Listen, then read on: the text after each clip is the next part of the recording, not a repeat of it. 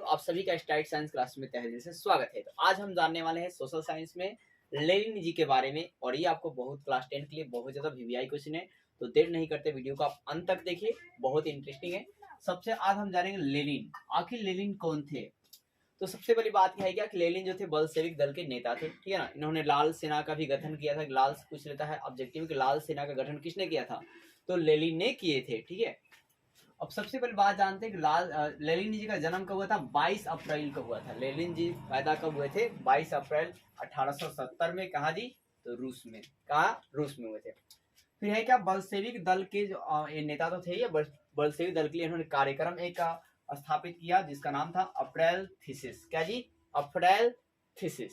तो आपसे पूछ लिया जाएगा कि अप्रैल थीसिस जो है कार्यक्रम, वो किसने चलाया था, तो लेनिन ने। क्या जी, लेनिन। और इस कार्यक्रम में इन्होंने भाषण देने के जैसे स्टेज पर आए, ठीक है। जैसे देखो मतलब कोई भी मतलब कार्यक्रम होता है तो उसमें पे नेता होता है, लोग आते हैं। उसी तरह आपका लेनिन भी क्या आए, और उन्होंने 3 गो नारा दिया। कितना नारा दिया, 3 नारा दिया। क्या, शांति का, रोटी का और भूमि का। शांति, रोटी और भूमि, ये 3 हमें चाहिए। इन्होंने 3 नारे दिए। क्या नारे दिए, भूमि चाहिए, भूमि, शांति और रोटी, ठीक है। तो ये 3 लेनिन के नारे थे। तो क्या, बल्शेविक क्रांति के बाद शासन जो है किसके हाथों में चला गया, तो बागडोर बल्शेविक के हाथों में चला गया है। तो मतलब आपसे पूछ लिया जाए बल्शेविक क्रांति के बाद शासन जो है किसके हाथों में गया, तो बागडोर बल्शेविक के हाथ में गया। और इसके अध्यक्ष कौन बने, तो लेनिन जी ही बने। कौन बने, लेनिन बने। और विदेश मंत्री कौन बना, ट्रास्टकी। कौन बना जी, ट्रास्टकी विदेश मंत्री बने, ठीक है। और लेनिन जो है जर्मनी के साथ संधि की। लेनिन बाद में क्या किया, जर्मनी के साथ क्या जी, संधि किया। लेकिन इस संधि के द्वारा रूस को 1/4 भूभाग को गंवाना पड़ा। 1/4 भूभाग क्या करना पड़ा जी, गंवाना पड़ा। संधि के बाद क्या हुआ, लेकिन दोस्तों लेनिन जो है फर्स्ट वर्ल्ड वॉर से बाहर हो गया। यानी पूछ लिया जाएगा कि फर्स्ट वर्ल्ड वॉर से कौन बाहर हो गया, तो रूस या लेनिन, क्योंकि रूस का नेता जो कौन था, लेनिन थे, बल्शेविक दल के। और इसी समय रूस में क्या हो जाता है, गृह युद्ध हो जाता है। क्या होता है, गृह युद्ध जो है स्टार्ट हो जाते हैं। रूस में क्या होता है, गृह युद्ध स्टार्ट हो जाता है। और उसके बाद क्या होता है, जब गृह युद्ध स्टार्ट होता है तो America, Japan, Britain, France, America, Japan, Britain, France, ये सब लोग मिलकर क्या करता है, रूस पर हमला बोल देता है, अटैक मारता है। रूस पर क्या करता है जी, हमला करते हैं।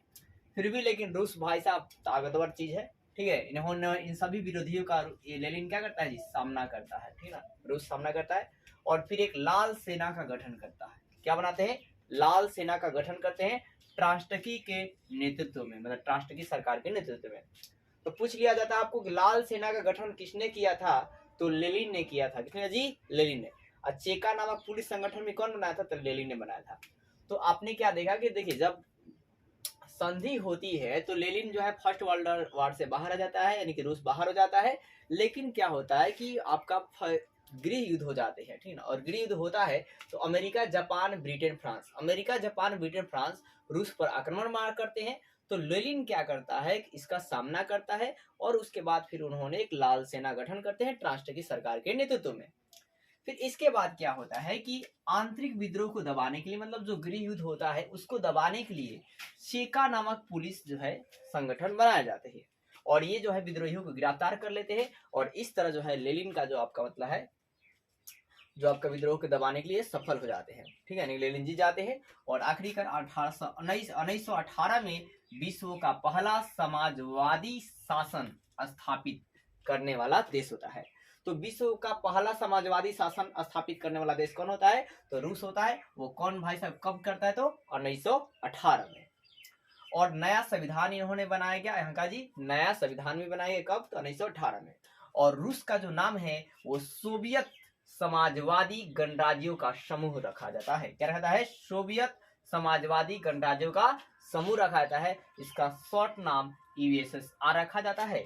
क्या रहता है, यूएसएसआर, इसका आप फुल फॉर्म याद रखेंगे।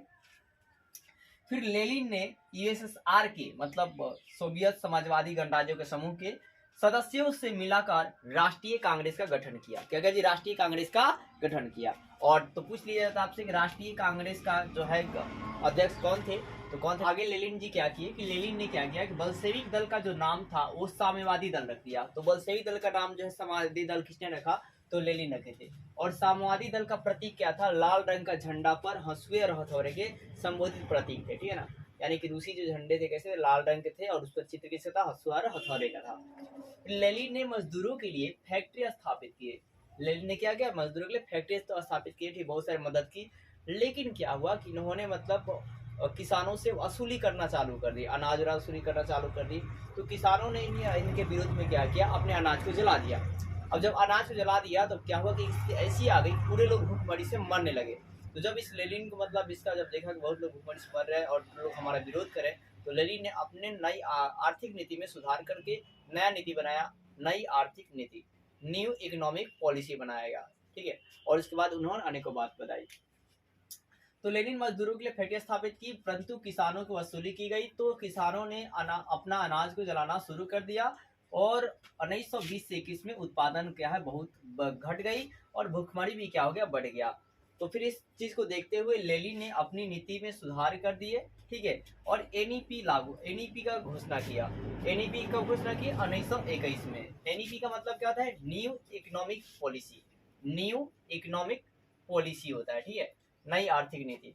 तो पूछ लिया जाए नई आर्थिक नीति घोषणा कब हुई? 1921 में। किसने की? तो लेनिन ने की। फिर इसमें क्या कहा कि किसानों के अनाज लेने के स्थान पर एक निश्चित टैक्स लिया जाएगा, ठीक है। और किसान जो है जो भी अनाज बचता है किसान उसका मनचाहा उपयोग करेंगे।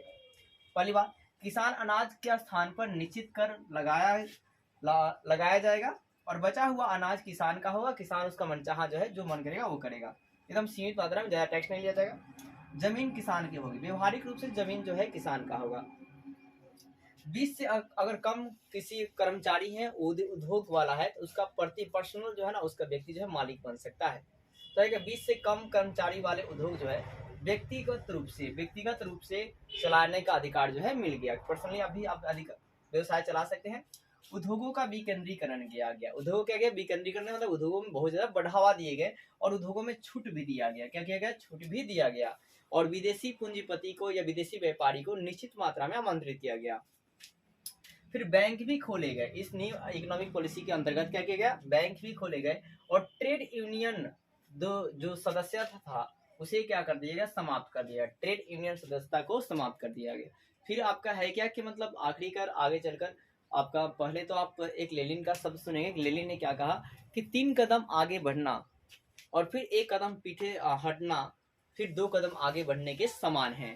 तो लेनिन ने यही बात कहा था। लेनिन ने क्या कहा था कि 3 कदम आगे बढ़कर 1 कदम पीछे हटना फिर भी 2 कदम आगे के समान है। और आखिरी कर दोस्तों लेनिन जो है अलविदा बोल देते हैं। 1924 में इनकी क्या होती है? मृत्यु हो जाती है।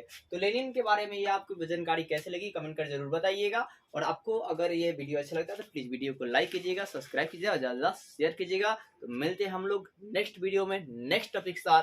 जय हिंद।